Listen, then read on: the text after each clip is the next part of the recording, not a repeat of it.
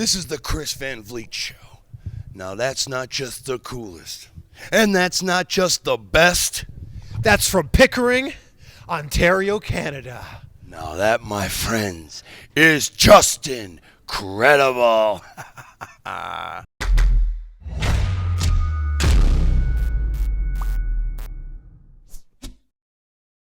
And you know this interview is going to be incredible, right? I certainly hope so. How you doing, man? It's a great. pleasure to be here, man. Oh, no, I'm so happy that we were able to make this work. Yeah, me too. And it means a lot to me because in the year 2000, 17-year-old Chris Van Vliet, living in Toronto, Ontario, Canada, ordered a Got Blood shirt. That's great. Online. I cut off the sleeves so I could wear it just like you. That's great. That's hilarious. And you know, the story behind that was I didn't make the shirt up. I literally, at the time, I was just searching for something for a gimmick. And I literally was shopping at Hot Topics. And I just thought, Got Blood, ECW, seems kind of cool. Got Milk was the hot thing. Yeah. So I was like, okay. And it caught on. It caught on. And here we are. So we're at Wrestlecade right now in North Carolina. You do a lot of conventions? I do, yeah. I try to stay busy as much as I can, and we do a lot in New York. I was just at the old ECW arena. Did one over there for Tommy Dreamer's House of Hardcore. Oh, wow. So staying busy, man. And you're still working, like you're still wrestling. I'm still wrestling. I'm not in the best of shape, but I'm working on that. 46 years young and 27 years in the game. Yeah, that's crazy. You know, so I'm just trying to. I'm just so passionate. I really, sincerely, Chris, I love this business, and there's nothing that makes me feel better than getting. You know, even though my style may have changed and I've slowed down physically, of course, all the years. Mm-hmm. There's nothing like being able to entertain an audience, whether it's 200 or 2,000 or 20,000. Yeah. And to me, that's something that.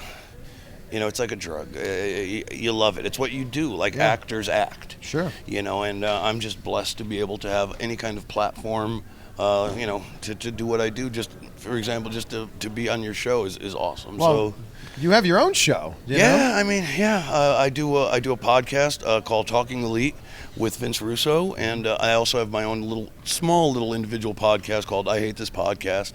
So, I hate this town I used to wear. Right. So it's just a little, play on that. But, I just try to stay as engaged in the product. And, I don't want to be one of those old timers that says, get off my lawn. I want to adapt to what the business is changing into and try to stay fresh, hanging around kids, younger men and women in this business and their ideas keep you young. Yeah. Like Razor Ramon, when I started hanging around with him, he's like, I always pick up the young boys because they make me feel young. And whether it's music, pop culture, and it just opens up your head to different ideas and different ways of doing things you may not have seen in your old ways. So people that might not have tuned in yet to Talking Elite, people are going to think it's all elite wrestling. Yeah. And is that the only thing you're talking about? That's for this particular podcast with Vince Russo. It is. What we do is we watch AEW Dynamite on Wednesday nights, and we wait one day for the ratings to come out, and then on Friday we go live on Twitch and Patreon and just review the show. Yeah.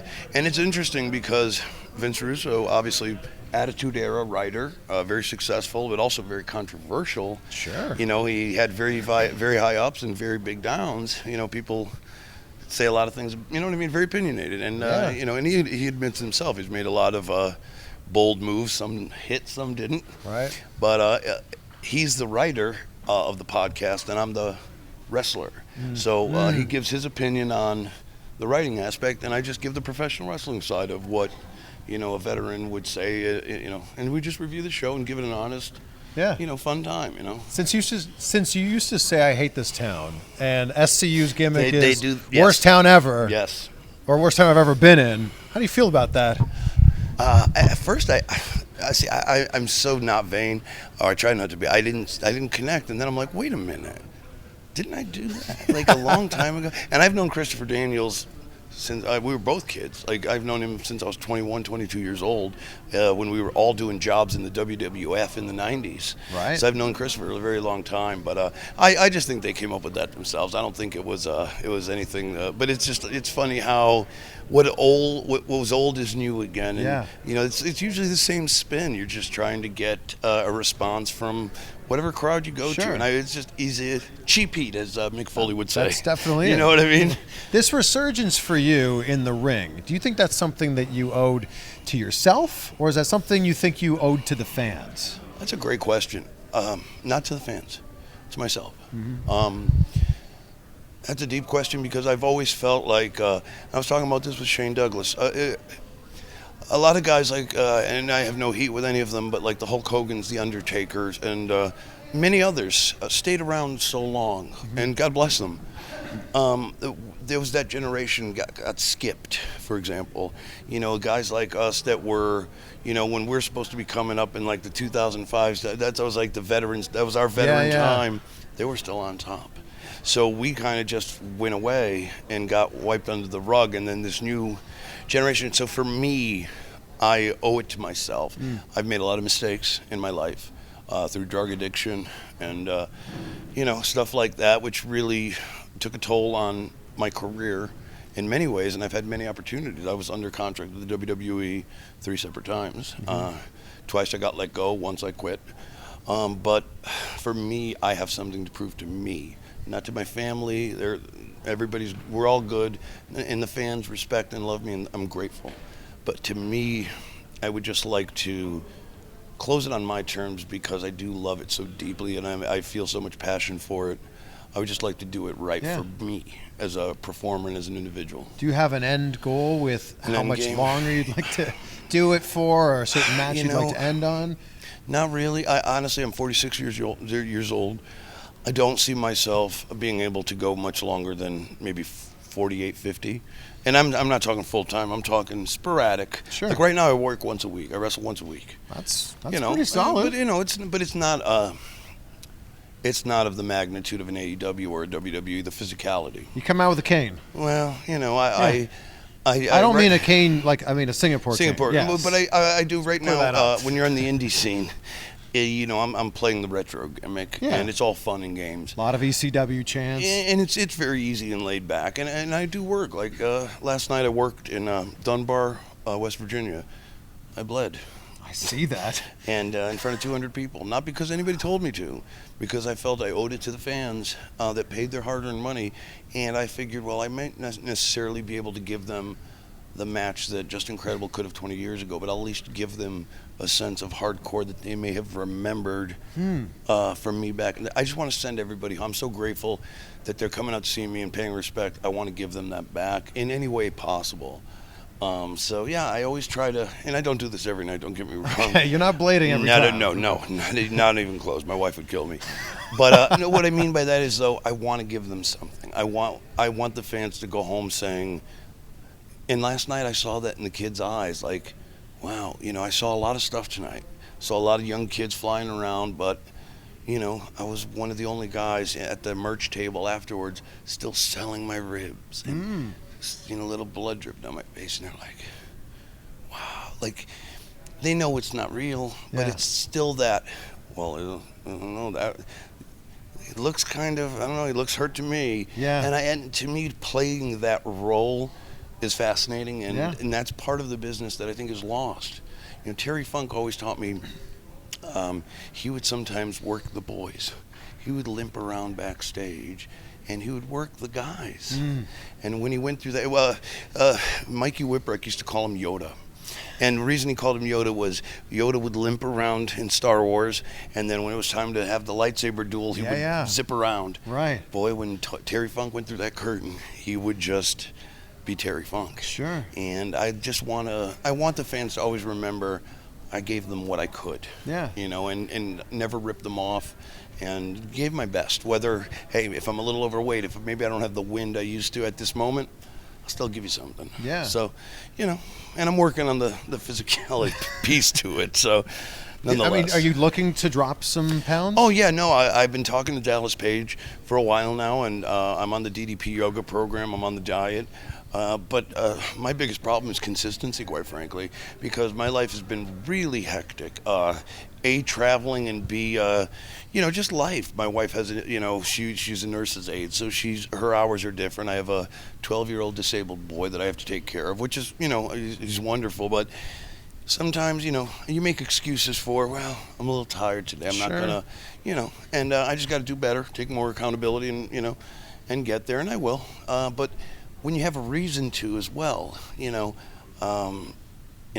I think I have more of a reason now than I've ever have to get in shape. You always, it's like, for example, you want to get ready for beach season. You Right. get a little cut up, you start, hitting the gym. You want to, and that's the same kind of thing. I think there's something in my future that is going to happen in the business that's going to give me that reason to work out and to get in good shape. So there's something the fans should be looking for you doing soon. I think so. Okay. I'm anticipating. There's a couple things out there. I don't want to get too specific, but in the wrestling universe that I'm looking at. Right. Yeah. It's interesting that you say that you feel like your generation was kind of skipped over, because I felt so bad. You were ECW champion, then ECW, went under and got bought up by WWE. You came in and you were like low to mid card.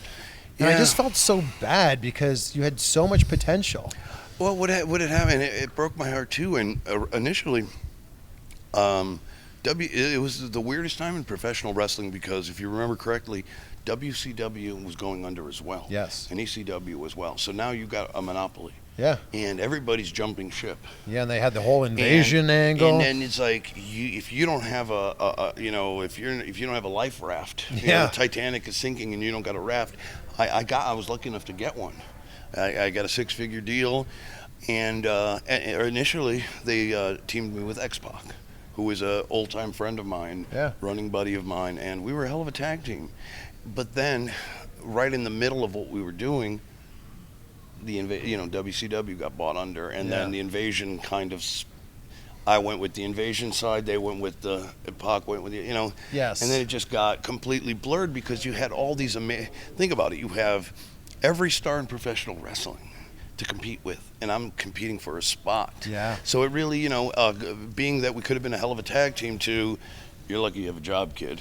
Yeah. It was just bad, wrong place, wrong time. It almost felt like WWE was going, you're lucky you have a job, and because of that, we're going to kind of bury you a little bit. They can do whatever they want. Yeah. And also what hurt me, because one thing I learned in ECW was how to get over with the fans. Yeah. But also, I wore jean shorts in ECW. Well, Stone Cold, it was still Stone Cold's era. He wears jean shorts. Okay, my finish, I did both the Tombstone and the Super Kick. Yeah. Well, the Undertaker does the Tombstone, Shawn Michael, so I can't do that either. Right. So whatever made Just Incredible, and all of it became, you can't do that. Because ECW allowed you to almost, you could parody the other company. We were the anti-establishment, so a lot of it was an offshoot of what they were doing. And if they didn't want to play ball with the way my character was represented, and I know Vince McMahon never saw an ECW Just Incredible match, they hired me on, well, we know PJ, we know, we hear he's doing good work. Well, you had been there before. Yeah, and that's the merit you get hired. Like sometimes young men and women think, Vince sees our stuff. He doesn't watch wrestling. He watches his product, but he's not. He there's people that are telling him, this kid's good, he's coming up, blah blah blah. So it was, it's silly for me to assume that they know my character, and in all that was going on, I never had the chance to fully communicate to them like my needs as a performer, and it just kind of fell by the wayside. It happened to Mike Awesome. A lot of us, yeah. It happened to Lance. It happened. And Lance, my former Impact player, got the T-shirt on. Yeah. One of the best. Yeah. One of the best ever. And so it's kind of come full circle for Lance. He's now back with WWE, which is amazing. And honestly, for Lance, that's probably where he belongs, because I went through the Hart Camp in Calgary, Alberta, Canada, in 1992. He had gone through in 1991. And originally, Keith Hart and Bruce Hart was supposed to be the trainers. Realistically, they were there once a week. Lance was there every day. Wow. So Lance Storm really was my trainer. Wow. And he's so good at and patient with young men and women in the business. And he's with his Storm Wrestling Academy, which is now actually closed since he's going back to WWE. He's produced so many talented men and women that are hugely successful. Yeah. That's his true calling. Yeah, and to be clear, he's going to be a match producer in WWE. Yep, He's absolutely. not, he's not signing with them. No, to wrestle. not as a performer, Yeah. but he's that good at communicating and having patience and developing talent and teaching and grooming since day one. I mean, he's a prodigy. So I think this is going to be his true calling, and I'm so happy for him. He's one of the nicest guys in the world. Yeah. And he's my brother. When you look at the product now, do you see any shades of ECW there? In WWE? No, in AEW. Yes, but in a specific way. I see that their style is different, and in some ways, I don't necessarily always like what they do. I feel sometimes it's very much repetitive to me. I think they could do better storytelling. For me as a fan, just a fan, but they have that rebellious attitude. That there's a spirit about AEW that is really it's catching on, and especially with the millennials, with that 18 to 48 demographic that's so important. So yeah, I do see some similarities. The one thing that they don't have, and I'm not being critical, but they need. We had Paul Heyman, and Paul was just a crazy, insane visionary, and he just threw a bunch of, and I'm not going to swear, but a bunch of a bunch of shit against the wall, and whatever stuck. Right. And I just think that they're finding their footing, their groove. But yeah, there are a lot of things that are very similar, and they have a huge opportunity. And I want nothing but for AEW to succeed, because AEW succeeds, and they are succeeding and doing very well. Pro wrestling succeeds. Sure. And it's good for everyone. We all work more, and it's more awareness to the business of professional wrestling and the product, and we all gain, because if you notice, competition with WWE, competition is healthy. Yes. It makes everyone better, and I do. I think there's similarities. I think it's healthy, and it's exciting. I mean, like I said, I watch it more than once because I take notes and I have to review it. So, yeah. You didn't say anything bad about me on there. Oh, dude, no, absolutely not. I made are a couple you ribbing me? appearances. No, not at all. I made a couple of appearances on there. No, so. not at all. Are you kidding me? No, but I have really high hopes for it, and I honestly think that they could do great things, and they have the talent there. MJF, he's out of Long Island, and I'm friends with Kurt Hawkins, again, I just did a couple shows with him from his wrestling school, and it was MJF's last indie show, and that kid's on fire. He's probably going to be one of the best heels in the next 10 years. Sure. He's really geared up for that, and he's a very bright, very talented individual. Yeah. I find it incredible that it's been almost 20 years since ECW, went under, and fans are still chanting ECW. And they're not chanting TNA, which is still around. They're not chanting WCW. They're not chanting Wrestling Society X, Lucha, whatever. What is it about ECW that 20 years later people are still, kind of clamoring for that? It's not the violence. At first, like a lot of people think, if they don't, at first it was a unique time in pro wrestling because WWF at the time, I was Aldo Montoya. They had the Mantar, they had the Goon, they had horrible gimmicks. You had a jock strap on your face. Yeah, exactly. And they had and on the WCW side, and no disrespect, but they had the Dungeon of Doom, hokey stuff, real cartoonish stuff. And what ECW did wasn't necessarily so groundbreaking. They just did what they did back in Texas in the late 70s and the 80s. They just brought it back to, we brought in guys like Terry Funk and veterans that could work, that were in between, and really brought back wrestling, which, especially in the city of Philadelphia, they were clamoring for just real, good, hardcore professional wrestling, which I feel is what AEW is trying to do. They're the next phase of, because everything evolves. Yeah. ECW wouldn't work today the way we did it, because really, we were just, what made us cool was Shane Douglas would get on the mic and bury Vince McMahon or bury Eric Bischoff. And it's not about that today. It was just a unique time, but the spirit and the style, and when you hadn't seen blood and you hadn't seen barbed wire, and that was from Japan and so much going on globally. And now I think with the internet and social media and so much availability, it would be hard to replicate because we see so much. But I think the spirit is there. The work rate was what ECW, what Extreme was work rate. I know it meant blood to a lot of people and stuff, and it was in the beginning, but it meant also to Jerry and Super Crazy. And working hard and 20, 30-minute matches. And, that's what it was. It ended up being something completely different than what people kind of thought it was intended to be. And I think AEW, if done right, is headed in that direction. Well, Tony Khan's a very big ECW fan. He was, yeah. I couldn't believe when I heard that. Oh, yeah. That blows your mind, man. It's like, that's why to this day, when I meet a young man or a young lady at a show, I treat them with respect because you never know. Sure. Seriously, you never know, man. You may influence these people. And that's why I always try to be kind and grateful to fans, because someday they may end up being your boss.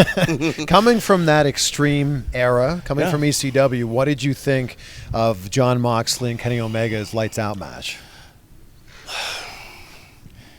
Even for me, seeing what I've seen, I even cringed a little bit. What was the most cringeworthy spots?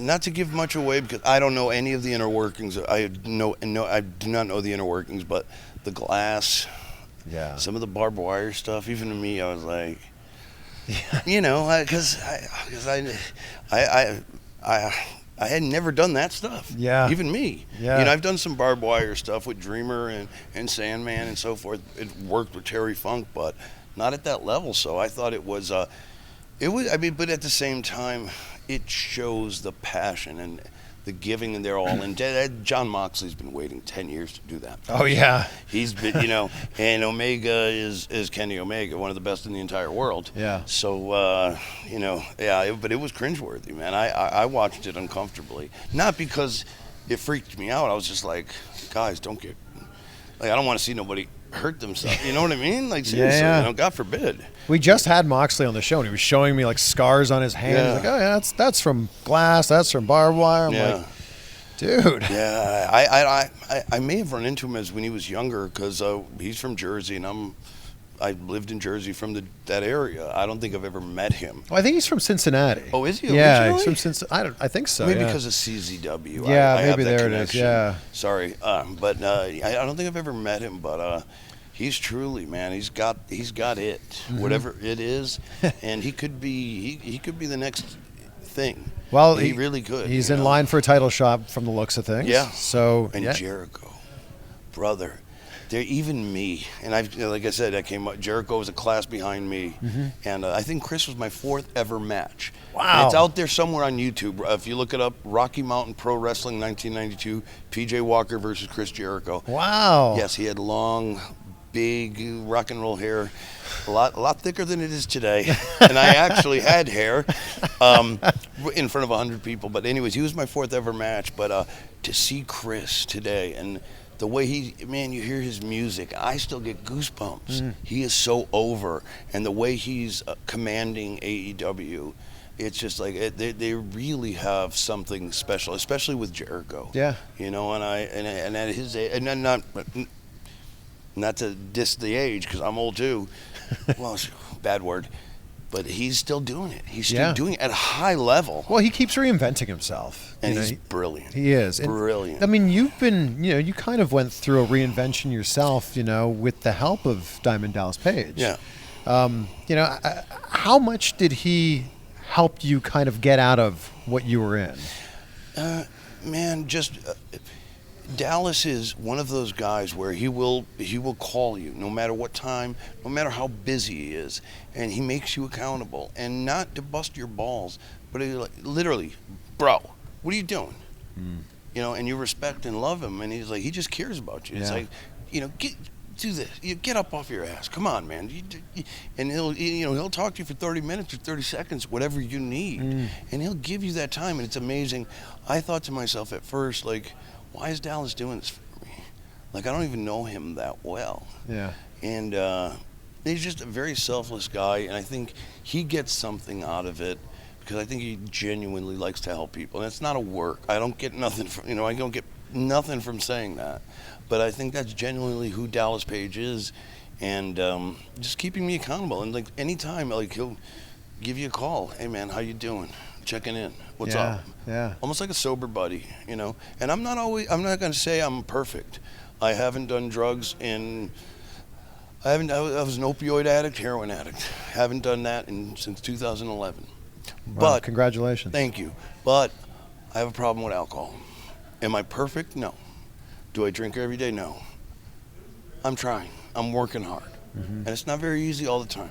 I'm not going to lie to anybody. Yeah. And nobody asked me this question. I'm being open because somehow that relieves me to just to get it out there. But I'm getting better, and I'm and having a purpose, like having people by your side and saying like, dude, because the only reason I have a purpose is like I love what I do. Sure. Like you love what you do. Yeah. This is being around these great people. It gives you reason to. Well, I want to wake up and train tomorrow. Yeah. I want to do better tomorrow. Yeah. And that's what it's all about. Yeah. And I think that's for me for a long time. What was missing was, and it's like that Mickey Rourke in The Wrestler. Like you took everything that we love away, and I think that was where the depression and the shit hit the fan. Sure. Now that it's coming back a little bit, every day gets better. Why do you think alcohol is your vice? It's not my vice. Okay. Well, because I'm not going to buy illegal drugs. I don't have a doctor to take me. You know what I mean? Okay. I have to take urine tests. So and you don't feel dirty having a couple of. You know what I mean? Sure. It's more accepted. Like I can't smoke pot, for example. Well, I know a lot of people. It's legal in a lot of places. Is this a probation thing? It's a probation Yeah. thing, yeah. And even if it wasn't, I wouldn't do pills or anything of that nature. But, it's just if you're having a bad day, it's much easier to go to the liquor store and get some beer or, have a Hell, glass you can go of to the wine or corner two. store, yeah. You know what I'm saying? And then, Yeah. again, it's no justification whatsoever. But it's just more, you don't feel dirty. Yeah. You're not doing a backdoor deal to get something you shouldn't. Sure. And I guess that's the easiest way to kind of say it. Yeah, I know it sounds like it's a cop-out in some Yeah. ways, but it's, that's, you rationalize, Yeah. Well, with the opioids, at what point did you realize that there was a problem? Oh, man, that's a great, and I have a great answer. 2001. After I signed with WWE, I had a couple weeks off. My son was turning 1 year old. Me, my mom, my wife, my dad, and my son went to Wildwood, New Jersey, to the beach, to the boardwalk. And we were getting ready to leave from Connecticut. It's about a 4-hour ride. My wife says, "Hey, babe, you don't have any more Vicodin. Do you want me to call the doctor and get a refill?" I'm like, "No, I'm not wrestling. Don't need it." Seriously, legitimately as stupid and innocent as I could say. No, I'm not wrestling. I'm cool. Well, I get down there, fine. First night, man, Jill, is it a little, my wife's name is Jill. It's a little hot in here. I can't sleep, man. Maybe it's the bed. A little nauseous, man, take a shower, whatever.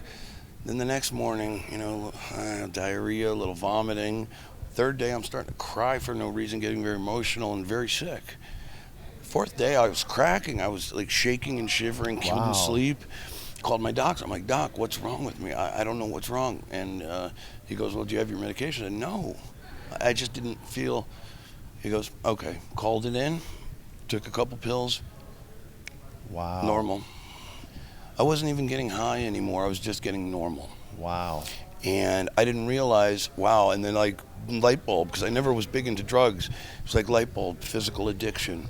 And I like a lot of people in a lot of professional sports, pro wrestling, whatever, you get hurt and you got to keep going. Yeah. And they used to give it to you. They don't anymore, thank God. It's a lot more restricted, but back then they just give it to you. And it took me down a road. It took me down a real bad road. So that was 2001. Yeah. And you didn't get clean on that till 2011. It was 10 years. Yeah. Wow.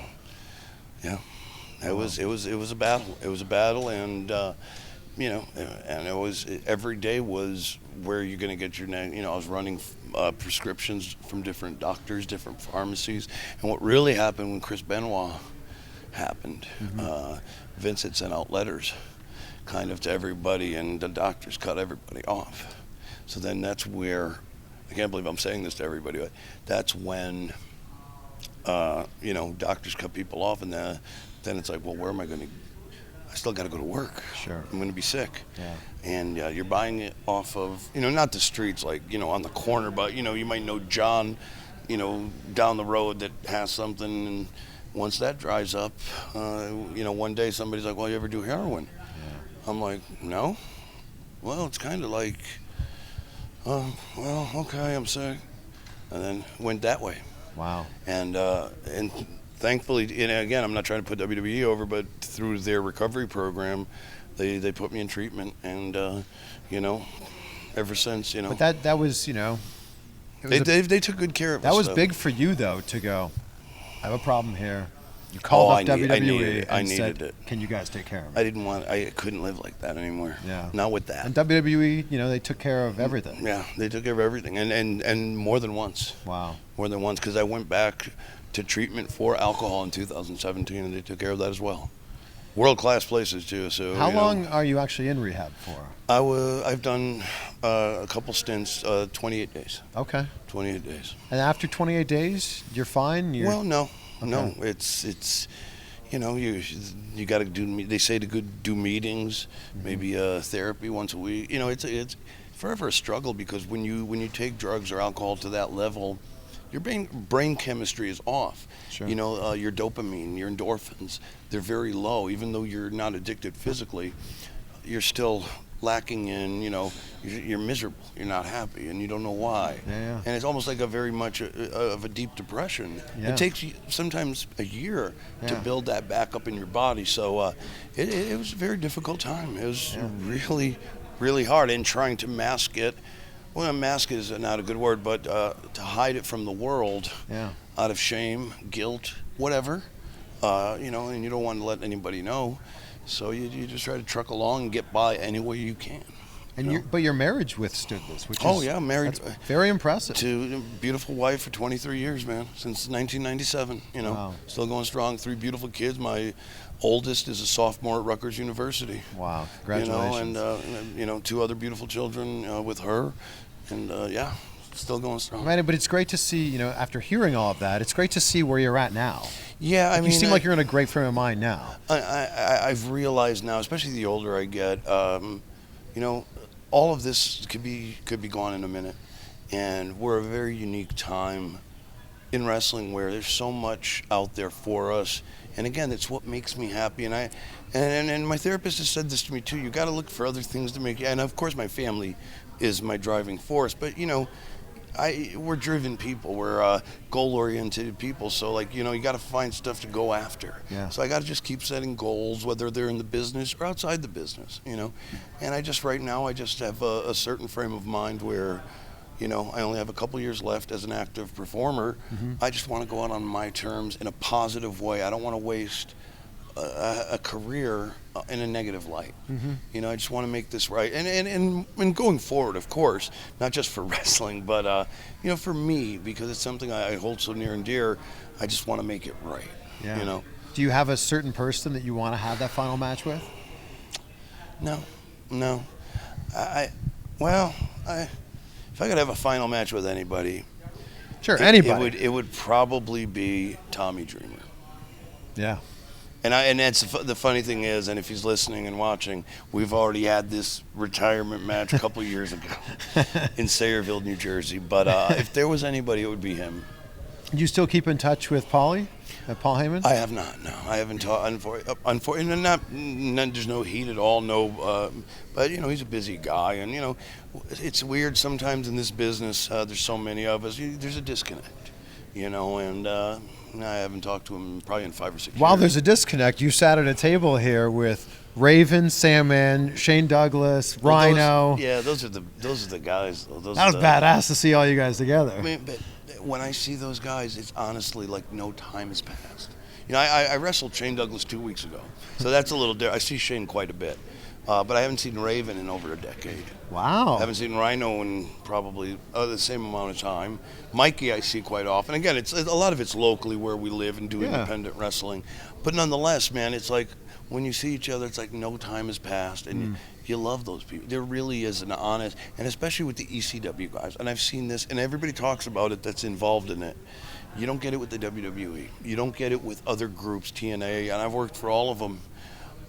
There's something in ECW, those 3-4 years, because it was almost like we were a band of brothers. Like we were in this fight, like not a physical fight, but in this, we wanted to just make a mark, and that's something that only we know. Oh yeah. And when we see each other, it's like literally your brother, your best friend. And I love these guys. I'm telling you, I've said this to Sandman. If we had like what we're doing right now, if we put that in the car, and just for the conversations we have, just silly stories, funny stories. I think you've got an idea. That's a here. reality show, dude. I've said it to people. Nobody listens. Well, you can just put it on YouTube. I know. I got to get these knuckleheads to do. Just put your Yeah. phone at the front, hit record, and do your thing. It's amazing. It's just the stories, the silly stories, the stories of Terry Funk and Sabu, and and weird stories about hotel rooms and certain groupies. I just all over the place. Sure. I don't want to get too graphic, but just fun, crazy, rock and roll ECW style stuff that I think would be gold. Those were the days. Yeah, and they were fun days. And looking back, those were the best days. And I hate to say that because I hope tomorrow will be better than today. But those were the best days of a lot of our lives, professionally at least. Professionally, but the crazy thing is, you've got another 40, 50, 60, 70 years in front of you to do and create whatever it is you want to do. Sure. Yeah. Do you have ideas for what you want to do? I really enjoy podcasting, and not necessarily all in the pro wrestling field. Joe Rogan, of course. Yeah, of course. I love the Joe Rogan podcast, and man, I just would love to have discourse and conversation about politics, society, music, art. I'm into so many diverse things. Yeah. How do you get, because people want to talk about wrestling, and there are so many wrestling podcasts available, it's hard to make a mark in that territory. I would just someday like to find a little niche in that, and in other things, but right now I'm just, I'm still looking for it, though. That part of my journey I've not found yet, where my next part of life is going to be. Somebody told me the other day, and I think Dallas has said this to me too, you'd be a great recovery coach if you can get your ass sober. Like, because they say you shouldn't really do that stuff if you don't have a year. I certainly don't have a year. That's the truth. That's just honest to God. But you could, If I absolutely want to take it could. seriously. Sure. And I thought about that because my story is so unique. Yeah. I Look what Mark Marrow's doing. Yeah, and just helping other people. And the woman that I go to this center, that helps me with that stuff. I go every 2 weeks, and she said that would be something really good for you if you thought about it. And I was like, I never thought about that. And Dallas said it too, and I was like, oh, maybe somewhere down the line if you're not supposed to say it's going to happen, but you're supposed to say one day at a time, because it's true. Right. And hopefully that comes to fruition. And if I want it to happen, it will come to fruition. If you chased after this with the same drive that you had to get into wrestling, to get into WWE, then to get into ECW, become world champion, you can absolutely become the world champion of this too. Absolutely. I feel that. It's totally attainable. I just, I just got to stay focused. I really do, you know. And sometimes life kicks you in the ass, whether it's finances, whether it's, whatever happens in life. Your car breaks down, you get it, something happens. And sometimes those are those triggers that make you go, But, you're absolutely right. You're absolutely right. Well, when you talk about, arts and films and all that kind of stuff, are there certain, books you're reading or stuff like that? Right now I'm reading, I like self-help books. Okay. Right now I'm reading Tony Robbins' Awaken the Giant Within. That's a classic. Big self-help guy. I love that. And actually, Dallas sent me his book, Unstoppable. That book's incredible. Yeah, I haven't finished that yet. But and I love. Right now, I'm watching The Irishman. I started. It's a 3.5-hour film. It's a marathon. A Scorsese film with Pacino and De Niro. But I haven't got through that yet. Hopefully, I get through that tonight. But I'm just all over the place. I love music, man. I love music. And I'm actually doing one thing real quick. I'm doing a small independent promotion called Battlefront Pro Wrestling Extreme. We only run once every 2 months in Connecticut, and I work with the band. They're signed to a legitimate label called Crossing Rubicon. And they actually did a video featuring me, a full-length music video called Seeing Red. It's on YouTube. Super cool, shot professionally.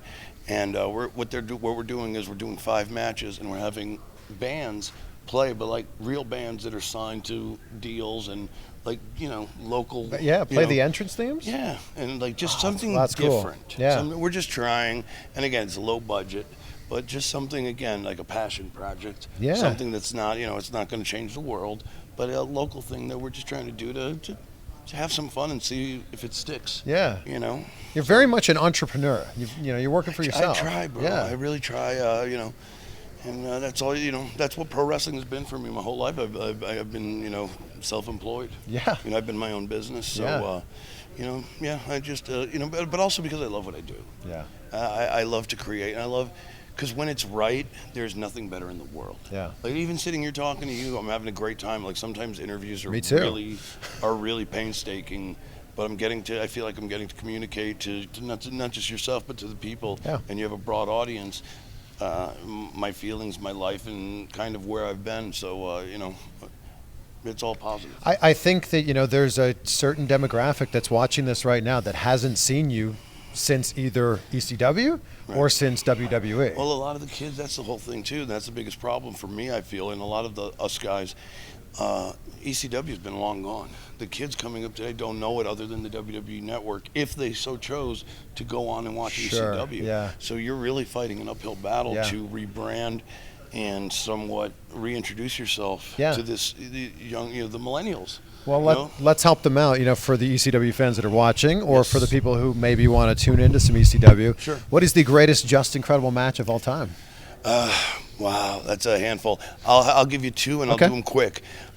Me and Sabu, Anarchy Rules, 1999, Chicago, Illinois. Mm-hmm. That was one of my favorites. Incredible. And Jerry Lynn's going to get mad at me. But another one was me and Shane Douglas, 1998 from the ECW Arena. Now, what is the greatest ECW Pay Per View of all time? Heatwave 97. I think that's the correct Dayton, answer. Dayton, Ohio, and that's why Jerry Lynn's going to get mad at me, because Jerry Lynn and I were the opening match, and we were just in Dayton, Ohio a couple days ago, and the arena we were sold out was the old Harrow Arena, which they tore down this year. But it was just top to bottom. I feel like that's what every ECW fan says. So to hear you say that was your favorite, it was just special for me. And those are my bucket. And I hate to say that because like I never have any WWF stuff in there. It's like almost like I can't. I burned out early. It's like I was 25, 26 when I was having those matches. Right. So it's kind of like, man, But anyways, whose idea was it for Aldo Montoya to have what you had on your face? Originally, the reason they even offered me the Aldo job was I lived in Connecticut, and the office is in Stamford. Sure. And I was doing jobs, and I was, good at what I did. Brian Lee was coming in to do the Faker-Taker gimmick, and they didn't have a performance center at the time. They just had a ring set up in their old warehouse. And I literally, they hired me for 5 days to go work with Brian Lee and Mark Undertaker to do the fake Undertakers. I was just basically a crash test dummy. Okay. Well, on Friday, full dress rehearsals, Vince McMahon and Pat Patterson came down. So it was just us, a couple guys, 4 or 5 guys going through the motions. And then Pat Patterson, it all went very well, and I was going to wrestle him live on Raw the next week. And Vince and Pat started asking me questions like, who trained you? I was like, well, the Hearts. Really? Brett was there, Owen was there, there was a connection. What language are you? What nationality are you? I'm Portuguese, sir. Portuguese, really? do you speak it? I'm like, well, yes, sir, I do. Oh, they popped. The whole time they were looking for a Portuguese character because business was bad in America. Huh. So they wanted to go overseas to Portugal, but also Brazil, because Brazil's 75% of South America, and that's what they speak. And Aldo Montoya, a lot of people don't know this, was originally sketched by Creative as a soccer player because the World Cup was around in '95. Okay. So Aldo was supposed to be a soccer player. And then they scratched that and made me look like and if you saw the original Aldo, I looked like I had Road Warrior shoulder pads, okay, like a badass Adonis. And when they handed me that stuff 2 hours before I went out there on Raw for my debut, it looked nothing like it. Oh, no. But nonetheless, it was a great opportunity. And you brought it back recently, didn't you? well, just to do a retro thing. Yeah, Because yeah. people ask, and not to do it in a serious manner, but almost in a tongue-in-cheek way. Sure, yeah. You know what I mean? That's how It's wrestling is now. Hey, why not? I haven't done it yet, believe it or not. Nobody's actually wanted me to do it, but I have a couple T-shirts out on Pro Wrestling Tees, and hey, if somebody wants to do it, I'll throw it. I have it with me today. So just again, if somebody wants to take a picture, why not, dude? Just again, trying to just stay out there and do something different.